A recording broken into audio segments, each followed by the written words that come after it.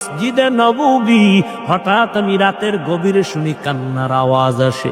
আমি নজর দিয়া বের হয়ে দেখি এত রাত্রে মসজিদের মধ্যে কে কান্না করে।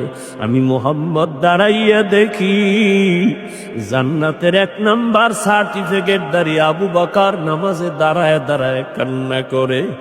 আমি জিজ্ঞাসা করলাম, রে আবু বকর, আপনি নামাজে দাঁড়ায় কাঁদলেন কেন গভীর রাতে?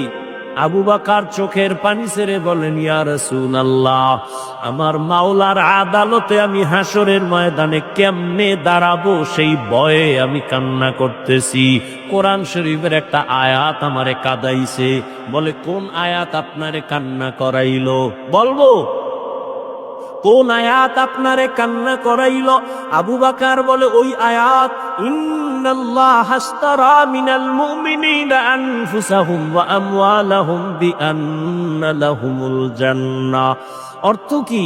আল্লাহ বলেন, আমি মুমিনের জান মাল কিনে নিলাম, বিনিময়ে মুমিনের জান্নাত দিলাম।